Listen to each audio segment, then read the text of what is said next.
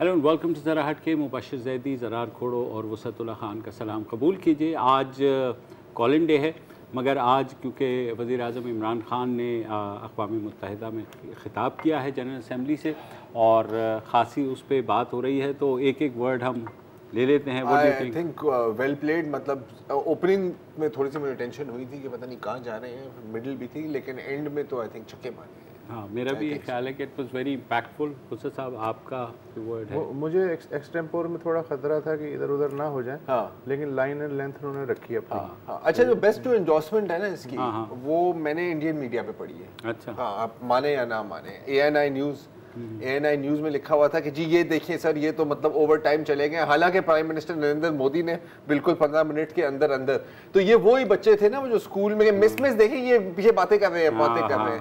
तो जब इस तरह की क्रिटिसिज्म पर आप आ जाते हैं, इसका मतलब है कि आपके पास एक्चुअली कोई चीज़ है नहीं क्रिटिसाइज करने के लिए। चलिए, we are very little to criticise. हमारे पहले कॉलर हैं ख्वाजा एहसन साहब, जद्दा, सऊदी अरब से। अस्सलाम वालेकुम सर।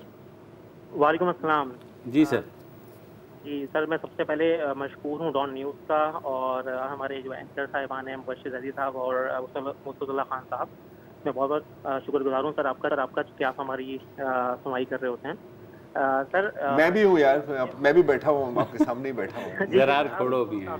नहीं, अब आपने नहीं लिया नाम तो बस छोड़ दें यार। चले तो यार। जी। नहीं सर, ऐसी बात नहीं। हुक्म। जी सर, जो टुडेज PM जो इनकी जो स्पीच सर वो तो बहुत अच्छी रही, मगर सर मैं आपकी तवज्जो सर एक और मसले की तरफ मबसूल कराना चाहता हूँ, जो कि पिछले 1-2 वीक से थोड़ा सा एक और टॉपिक चल रहा है, जो कि फ़िज़ाइया हाउसिंग स्कीम कराची की तरफ से है। जी भाई, बिल्कुल। जी सर, मैं यहाँ सऊदी अरब में पिछले 10 सालों से मुकीम हूँ, और मैंने अपनी समझदारी लाइफ की सेविंग्स जमा करके, और जब ये प्रोजेक्ट शुरू हुआ तो मुझे बहुत ज़्यादा खुशी हुई कि हमारी जो पाक फ़िज़ाइया है वो इस स्कीम में है हमारे साथ, और वो इसको लॉन्च कर गया। तो मैंने सर अपनी सारी की सारी इन्वेस्टमेंट जो है यहाँ पे लगाई अपनी ज़िंदगी भर की, कि मैं भी यहाँ पे अपना घर बनाऊँगा, अपने बीवी बच्चों के साथ यहाँ रहूँगा। बट सर सऊदी से अभी पिछले चंद महीनों से, तकरीबन 7-8 महीनों से सुनने में आ रहा है कि प्रोजेक्ट जो है ये बंद हो रहा है। बट ये कि हम अपनी इंस्टॉलमेंट्स टाइम पे फिर भी पे करते रहे, और टिल जून तक सर हमने सारी इंस्टॉलमेंट्स इनकी पे की। मगर अब ये पिछले तकरीबन 2-3 महीनों से हमें ये कहा जा रहा है कि आपके जो है प्रोजेक्ट अभी हम होल्ड पर डाल रहे हैं, अभी इस पर काम मजीद नहीं हो सकता। और बाकी कुछ खबरें और सुनने में आई थी, और डॉन न्यूज़ की भी डॉन लीग्स की तरफ से भी एक खबर ये पता चली थी कि इसमें जो है लैंड के कुछ इश्यूज चल रहे हैं। तो सर बार बार इनसे कहा जा रहा है कि आप हमें इसके कोई ऑफिशियल अनाउंसमेंट कीजिए।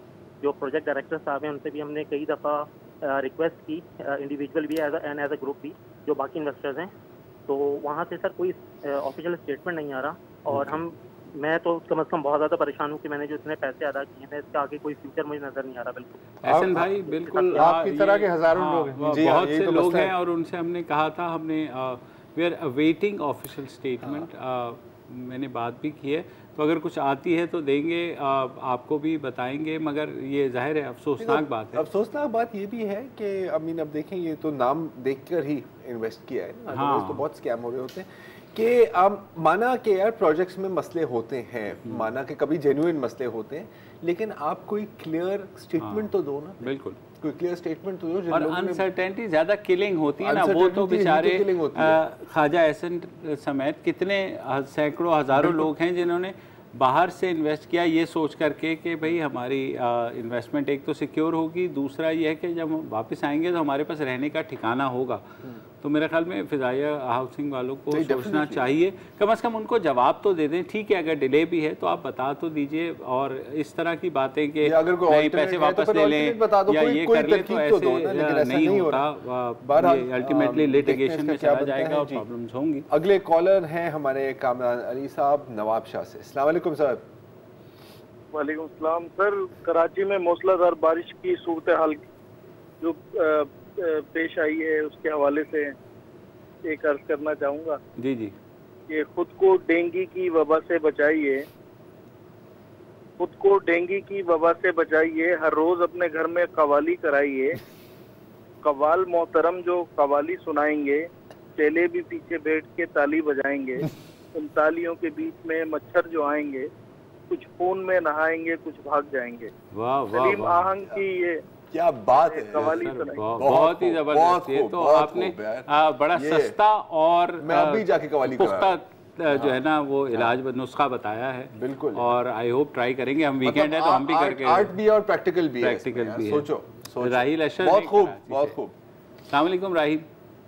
अस्सलाम वालेकुम जी। वालेकुम अस्सलाम जी भाई। मैं बात करूंगा, पहले एक छोटी सी एक अफसोसनाक बात करूंगा कि आलम इस्लाम के और पाकिस्तान के मशहूर नातख्वान राशिद आजम का इस मंडे को 23 को इंतकाल हो गया। 12 तारीख को उनको हार्ट अटैक हुआ था, बाईपास हुआ, वो बेचारे बाईपास सस्टेन नहीं कर सके।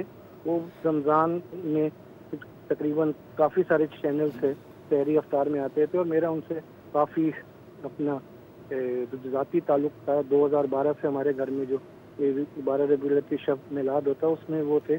मेरी दुआ अल्लाह मियाँ उनके कब्र के मामलात आसान फरमाए, दर्जात बुलंद करे और जन्नतुल फिरदौस में उनकी जगह दिया। अगली बात मैं करूँगा कि जी अब आज आप लोगों ने इमरान खान की तकरीर सुनी, माशाल्लाह अच्छी थी। मैं उनका सपोर्टर नहीं हूँ, पर एक बात करूँगा, तकरीर अच्छी थी, पर तकरीरों से कभी कुछ नहीं होता। 1971 में जुल्फ़िकार अली भुट्टो की तकरीर। अच्छा, किस चीज से क्या होता है राहिल साहब, जरा यही बता दें। चलें, तकरीरों से तो कुछ नहीं होता, किस चीज से क्या होता है? आप मेरी बात नहीं, बात पहले तो इसका जवाब देना, किस चीज से फिर क्या होता है? मतलब वही बयान आज जो है अमली कदम से होता है। नहीं, बस ठीक है।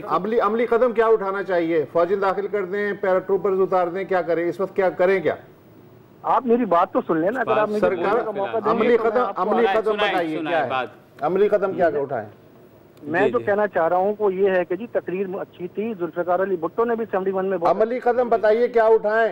एक सेकंड जी, अमली कदम ये प्रैक्टिकल कदम उठाएं। पाकिस्तान को आप बताएं, यूएनओ की जो काउंसिल है ह्यूमन राइट्स की, उसमें आप करारदाद तो पेश कर नहीं सके। 16 मेंबर ने आपको सपोर्ट नहीं किया। मैं आपको कहता हूँ इस तकरीर के बाद कल सुबह आप यूएनओ में एक करारदाद ले आइए जिसमें इंडिया को कंडेम किया जाए कि जी उसने जो कश्मीर में एक्शन किया है। यूएनओ मसला ये अमली कदम है। अच्छा, ये अमली कदम है। वाह वाह वाह वाह। देखिए, तकरीरों से कुछ नहीं होता, करारदादों से भी तो कुछ नहीं होता है यार। भाई पहले सोच लिया करें कि एक आपने बात कह दी कि इससे कुछ नहीं होता, तो फिर किससे क्या होता है वो भी सोच के बताया करें।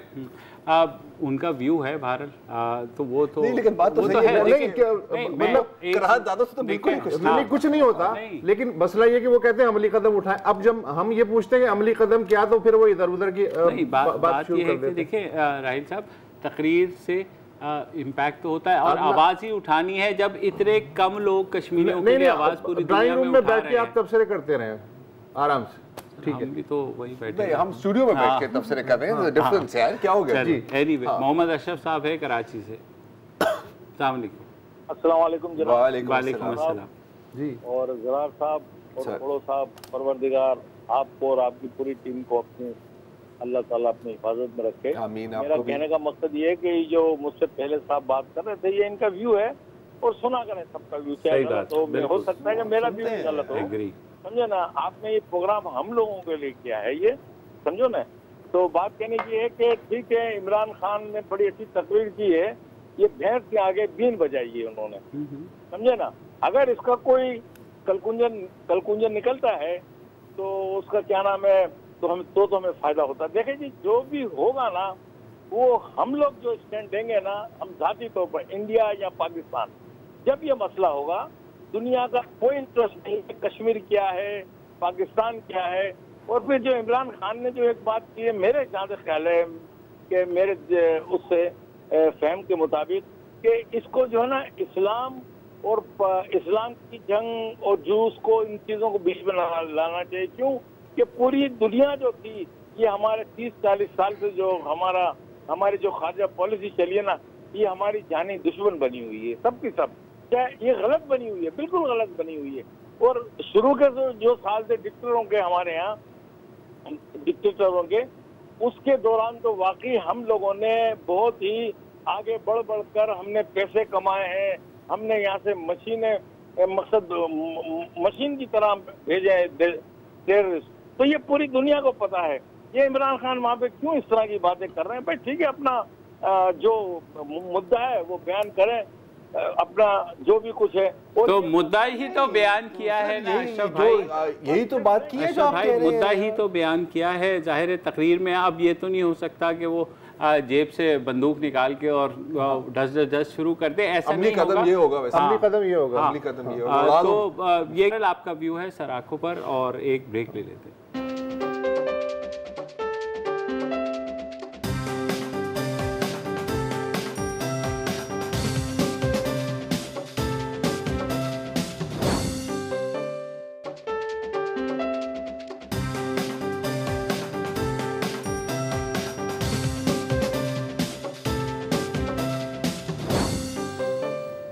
वेलकम बैक जी। कॉलर्स डे है और मैं अगले कॉलर हैं उमैर अहमद साहब दोहा कतर से। अस्सलाम वालेकुम सर। वालेकुम अस्सलाम सर। सबसे पहले तो आप सब लोगों को बहुत शुक्रिया कि आप बिल्कुल करंट अफेयर पे और ऐसे हालात पे बात करते हैं जिससे अमूमन कुछ एंकर्स कतराते हैं बात करते हुए। सबसे पहले मैं बात करूंगा इमरान खान साहब की स्पीच पे। बहुत अच्छा मौका पेश किया कश्मीर का, पाकिस्तान का, इस्लाम का, चारों पॉइंट बहुत अच्छे तरीके से, बॉडी लैंग्वेज और एक बिल्कुल ज़बरदस्त पैगाम पहुँचाया है ना सिर्फ इंडिया को बल्कि दुनिया को कि हम जंग नहीं चाहते हैं, अमन पसंद मुल्क है हम। जी और जी जो हमारी एक्सपेक्टेशन थी पाकिस्तानियों की बिलखुसूस वो बहुत अच्छे तरीके से कन्वे करते हैं। No doubt about. अच्छा जी सेकंड थिंग सर जो मैं ऐड करना चाहूँगा, एक स्पेसिफिक जो एडमिनिस्ट्रेटिव इशू है, स्पेशली पीएम पोर्टल की इफेक्टिवनेस। हाँ ये है कि सर बहुत सारी कंप्लेंट्स हैं उस पर वो फॉरवर्ड की जा रही हैं आगे मुतल्लका इदारों को, और वही एक रूटीन का रिप्लाई तमाम जगह से आता है। स्पेशली अगर मैं बात करूँ, और पहले भी आपके प्रोग्राम की तौर से बात हो चुकी है, अगर आप स्पेसिफिकली उस पर कोई प्रोग्राम करना चाहें और फजाइया हासिल कराची का मौका उस पर लेना चाहें, क्योंकि मुझ समय बहुत सारे लोग दोहा में, गल्फ में और यूरोप में मुतासरीन हैं, देख रहे हैं कि कोई सुने हमारी बात को, हमें प्रॉपर रिप्लाई करे। आपकी भी इन्वेस्टमेंट है इसमें? जी सर मेरी इन्वेस्टमेंट, आपकी भी इन्वेस्टमेंट है।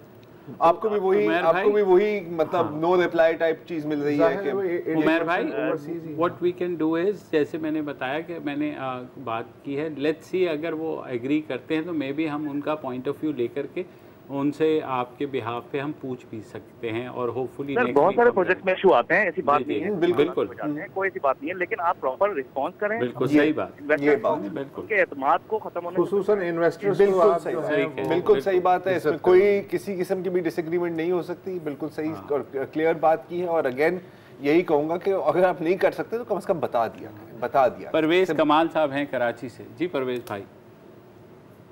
हेलो गालिबन चले गए हैं। जिब्रान खान साहब हैं अब कराची से। अस्सलाम वालेकुम। वालेकुम अस्सलाम। जी भाई। जी हेलो। आज मैं प्राइम मिनिस्टर की स्पीच पर कमेंट करना चाहता हूँ। आज उन्होंने बहुत अच्छी स्पीच दी, सारे पाकिस्तानियों की जज्बात को कराया, और आई एम प्रीटी श्योर कि कश्मीरियों के भी जज्बात उन्होंने रिप्रेजेंट किए वहाँ पे। लेकिन मैं ये जानना चाहता हूँ आप लोगों के मौक़िफ़ से कि हमने एक ऐसा लहजा अपना लिया है, मतलब कि बिल्कुल प्राइम मिनिस्टर ऑफ इंडिया पर बिल्कुल अटैक कर रहे हैं कि वो ये कर रहे हैं वो कर रहे हैं। तो इसके बाद जो हम लोग असल में चाह रहे हैं कि एक डायलॉग के थ्रू इशू हल हो कश्मीर का, तो अब अगर कोई मीडिएट ना करे तो मेरे ख्याल में अब इंडिया तो बैठना भी नहीं चाहेगा पाकिस्तान के साथ ये मसला हल करने पे। एक मुल्क के अलावा, टर्की के अलावा और कोई नहीं, किसी ने कश्मीर के ऊपर बात नहीं की है। और ट्रम्प साहब ने भी, प्रेसिडेंट ट्रम्प ने भी कहा कि जब तक इंडिया एग्री नहीं करेगा तो हम लोग बात नहीं, मीडिएट कैसे मैं करूँ, तो फिर इस पर आप क्या कमेंट करना चाहेंगे? देखिए बिल्कुल अभी नहीं लगता कि साल डेढ़ तक कोई ब्रेक थ्रू होगा पाकिस्तान और भारत के दरमियान, लेकिन बैठना पड़ेगा इवेंचुअली। हमने माजी में भी देखा 2004 में भी फ़ौजें बिल्कुल बॉर्डर पे आ गई, उसके बाद से फिर एक पीस प्रोसेस शुरू होता है। मगर इस दफ़ा जो हुआ है कश्मीर के हवाले से, मेरे ख़्याल में अभी तो कश्मीर से जब कर्फ्यू उठेगा और पाबंदियां हटेंगी, जैसे खान साहब ने ख़ुद कहा वहाँ पर, तो बहुत ही एक रिएक्शन आएगा कश्मीरीज़ की जानिब से जो सबको एक्सपेक्टेड है। तो चीज़ें जो है मेरा ख्याल में टाइम लगेगा। अगर आप मीडिएशन की बात करें तो मेरा नहीं ख्याल कि माजी करीब या में भी आप देख रहे हैं 49 से लेकर के 2019 इसमें 2-3 और पॉइंट्स का मैं इजाफा करना चाहूँगा। आई थिंक आपको एक पॉइंट है इसमें कि देखिए बिल्कुल आपने ये कुछ लोगों का ये भी कहना है कि अगर आप इतनी हार्श टोन लेंगे इंडिया के साथ और मोदी के साथ तो फिर तो उन्होंने कभी आपके साथ नहीं बैठना। वो पहले भी नहीं बैठना चाह रहे थे आपके साथ। Let's be clear. जब नरम टोन थी तब, जब नरम टोन थी फिर भी नहीं होंगे। आप लेट भी जाएंगे ना उनके सामने, यूं करेंगे वो उल्टा और चढ़ने की कोशिश करेंगे। गुडविल जेस्चर था अभिनंदन को रिलीज करने का, वो as a sign of weakness ले लिया। अब ये कोई कंस्पिरेसी थियरी नहीं है, ये एक हार्ड फैक्ट है। मोदी आरएसएस का बंदा है, उनकी तकरीबन पूरी हुकूमत और पूरी इंतजामिया भी अब आरएसएस डोमिनेटेड है। आरएसएस का जो एजेंडा अल्टीमेट है वो है अखंड भारत, वो आपको तबाह करना चाहते हैं। अब इसमें क्या स्कोप रहती है नेगोशिएशंस की? जीरो। दूसरी बात ये कि दुनिया में जितनी भी निगोशिएशंस कामयाब होती हैं तो दोनों पार्टियां एक्सट्रीम पोजीशन लेके गुफ्तगू का आगाज करती हैं और फिर ग्रेजुअली नीचे आते आते आते एक कॉमन पॉइंट पे कोई समझौता हो जाता है। अगर आप पहले दिन से ही कहें हुजूर जनाबे आली क़िबला, तो जाहिर है कि फिर इस तरह बात नहीं बनती है। तो 73 साल के बाद अगर पाकिस्तान ने ये टोन इख्तियार की है तो 73 साल का पीछे इंतज़ार भी शामिल। और एक चीज़ मैं सिर्फ कहना चाहूँगा कि अगर आप देखें पिछले पूरे एक हफ्ते में बारहा इमरान खान ने कहा है, इंटरनेशनल कम्युनिटी को कहा है कि आप इस मसले को हल कराएं और ये मसला बातचीत के ज़रिए हल हो बजाय इसके कि कोई कॉन्फ्लिक्ट हो जाए। तो ये बात है कि अभी भी हम पाकिस्तान की जानिब से तो बात की जा रही है कि जो कुछ आपने कश्मीर में किया अंडू करें और बातचीत करें। एक वक्फा ले लें।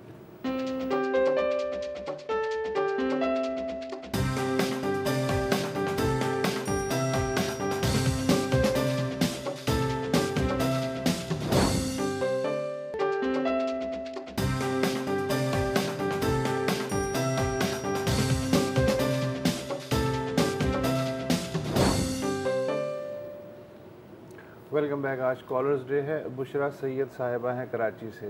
जी जनाब।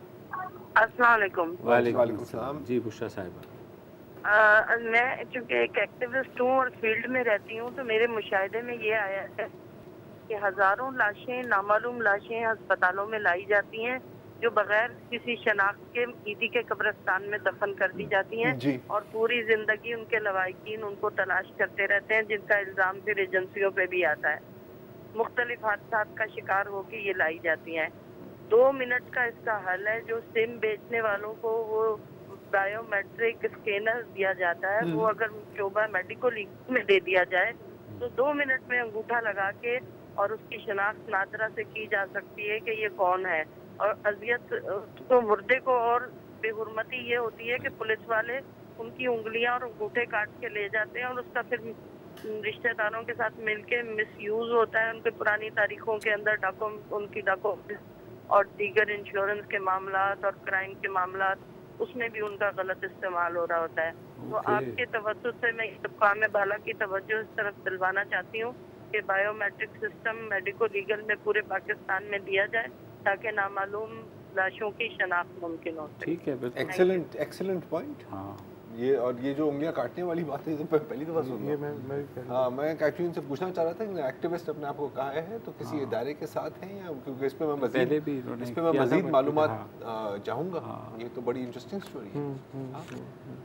मोहम्मद अब्दुल्ला हैं डेरा गाजी खान से। जी भाई। अस्सलाम वालेकुम। वालेकुम अस्सलाम सर। जरार कोड़ी साहब अस्सलाम वालेकुम। वालेकुम सलाम। मुबशिर जैदी साहब अस्सलाम वालेकुम। वालेकुम अस्सलाम। मुस्तफा खान साहब अस्सलाम वालेकुम। खान न्यूज़ से पहली कॉल बहुत अच्छा लग रहा है। मेरे अच्छे मैं इनको पढ़ता रहता हूँ। जरार कोड़ी साहब, मुबशिर जैदी साहब और मुस्तफा खान साहब। जी जी जी फरमाइए। मैं पेशे के लिहाज से वकील हूँ, डेरा गाजी खान से बात कर रहा हूँ। जी जी जी। ये मुस्तफा खान साहब भाई अभी थोड़ा सा हो रहे थे, भाई बात कर रहा था तो उसमें ये जरा थोड़ा सा प्रैक्टिकली काम पे कर रहे थे ना। जब हम 1948 में थे, कश्मीर का मामला था ना सर। जी जी। तो हमारे कबाइल गए कश्मीर पे, आज़ाद कश्मीर को थोड़ा सा फतह कर लिया था तो यूएन करारदाद आ गई थी जी। उस पर हम फिर रुक गए थे, फिर उसे LOC डिक्लेयर कर दिया। अब भी मैटर हुई है 370 में खत्म कर दिया, उड़ा दिया। तो कश्मीर की हैसियत खत्म कर दी जो पहले वाली थी। अगर हमारे आजकल वो बलोच भाई कबाइल जाए श्रीनगर तक तो उनके साथ बहुत अच्छा हो सकता है। कश्मीरी भाइयों के साथ हमारी तो मदद है कश्मीरियों के साथ, और ये लाजमी है उनकी मदद करना। मुसलमान हैं, पेरेंट्स हैं और जुल्म हो रहा है वहाँ पर कश्मीर में। कर्फ्यू है, 55 दिन हो गए हैं। तो मेरी रिक्वेस्ट है कि आप अच्छे तरीके से उजागर करें मुसलमानों का, क्योंकि बच्चे वहाँ मर रहे हैं, औरतों की इज्जत लूटी जा रही है। तो हमें बहुत अफसोस है। इमरान खान ने बहुत अच्छी तकरीर की, बहुत अच्छा, और मुसलमानों का भी मसला उठाया, खत्म नबूवत वाला भी उठाया, इस्लाम फोबिया की बात की जबरदस्त की, तो यहाँ पर फलस्तीन का भी मसला उठा देते तो ज्यादा अच्छा था।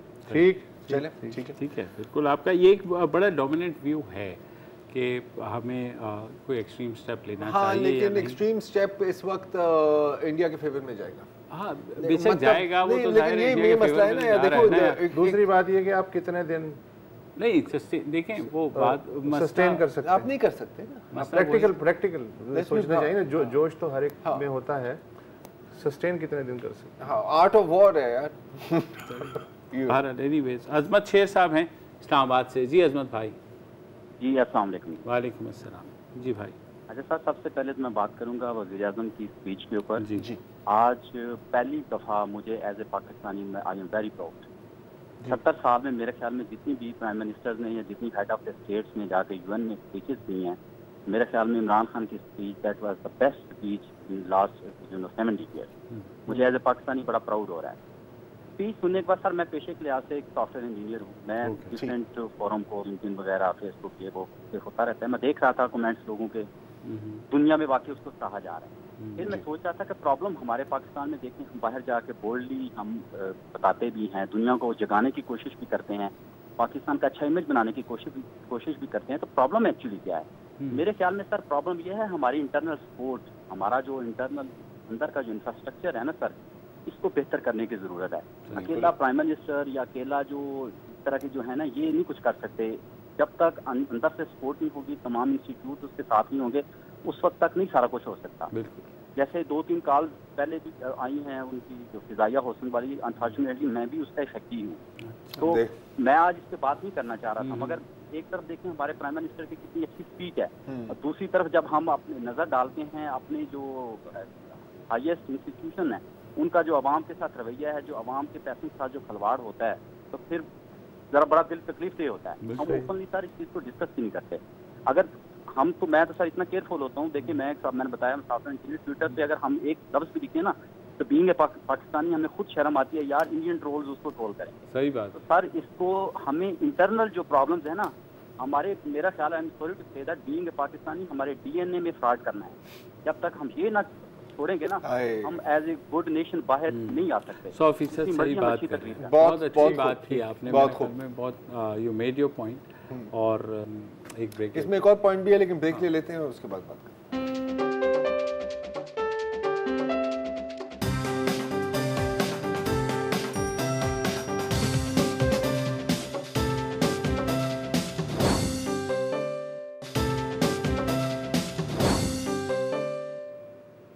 Welcome back. आबिद अमीन साहब हैं टोरंटो कनाडा से। अस्सलाम वालेकुम आबिद साहब। हेलो जी आबिद भाई। हेलो जी, अस्सलाम वालेकुम। वालेकुम अस्सलाम। जी साहब। जी मैंने आपसे बात करनी है। जी बिल्कुल, आप ऑन एयर हैं, आप बात कीजिए। जिससे भी आपने बात कर दी आप बात कर ले सर। जी फरमाइए। जी ऐसा, मेरा नाम जफरुल्लाह खान है जी। ओके, और मुझे ये एजाज़ हासिल है जी कि मैं तहरीके पाकिस्तान का हिस्सा रहा हूँ। माशाल्लाह माशाल्लाह जी। और कायद आज़म मोहम्मद अली जिन्ना की तकरीर मैंने अपने नाना की उंगली पकड़ के जो है सुनी है। बहुत अच्छा। ये तो नहीं पता मुझे कि क्या सुनी है, लेकिन ये पता है कि सुनी है।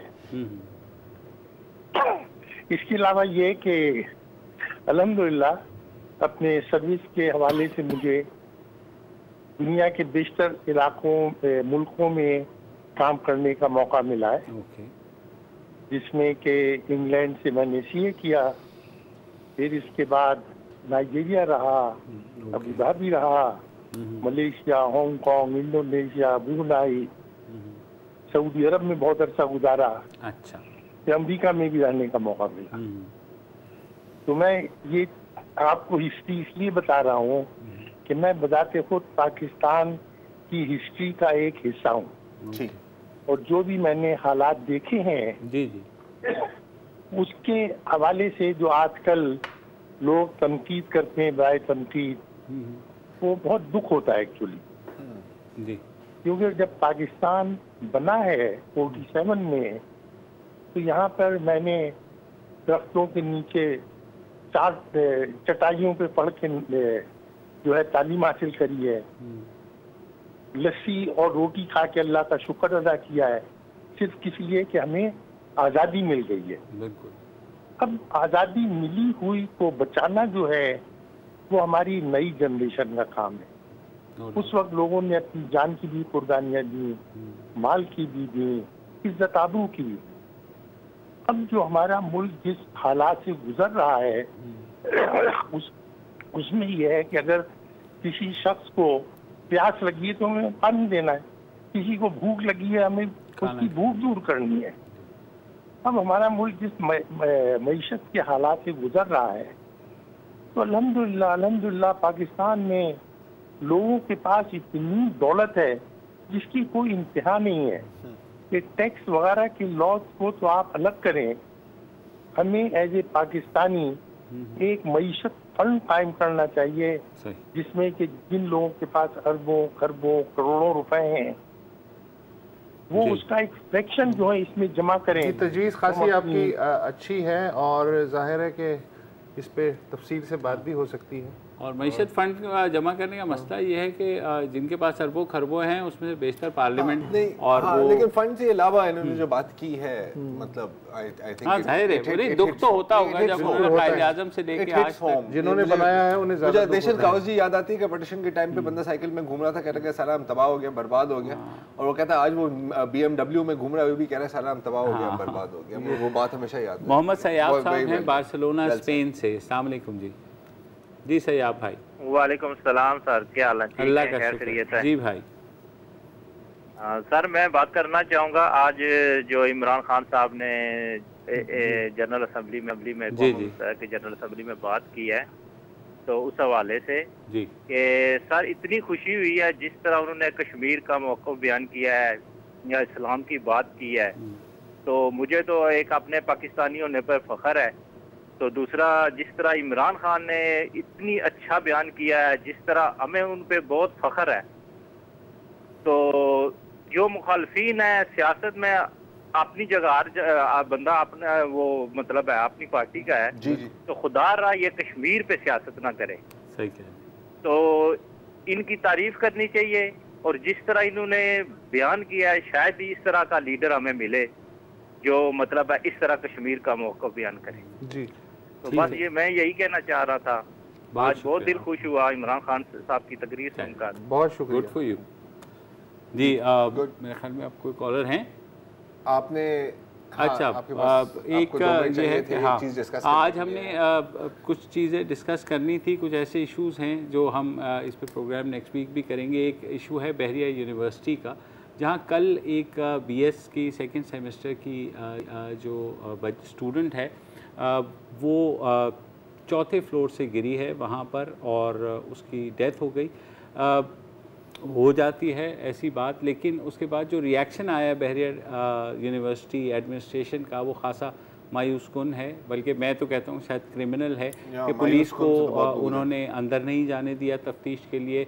बॉडी लेकर के पिम्स गए और जब वो मर गई बच्ची तो उसकी बॉडी को वापस ले आए, पोस्टमार्टम नहीं हो रहा। आज कुछ बच्चों ने वहाँ पर खामोश एहतजाज किया क्योंकि आपको पता है बहरिया यूनिवर्सिटी है, इनसे लिखवाया जाता है जब ये आते हैं दाखिला लेने के लिए, अंडरटेकिंग ली जाती है। किसी प्रोटेस्ट में हिस्सा नहीं लेंगे, ना ही कोई लीगल आप इनिशिएट कर सकते हैं जिसके ऊपर साइन करते हैं। तो एक किसी ने कहा कि शायद ये मॉडर्न डे स्लेवरी है कि इस तरह की आप बार जो भी है बच्ची जिस तरह भी उसकी डेथ हुई है कम से कम उस बारे में ओपनली सामने सबके रखें। If it was an accident या नेग्लिजेंस ये तो बात की बात है, लेकिन इस तरह कवर अप करना जो है किसी चीज़ को मेरे ख्याल में सही नहीं है। बहरहाल मज़ीद तफसीलात के साथ कि रेक्टर ने ओहदे से इस्तीफ़ा दे दिया है, हाँ, लेकिन मंडे को मेरा ख्याल इस पर तफसील नहीं बिल्कुल करनी है ज़रूरी। तो आज के लिए इतना ही, अब मंडे को भी मुलाकात होगी। इजाज़त दीजिए, खुदा हाफ़िज़।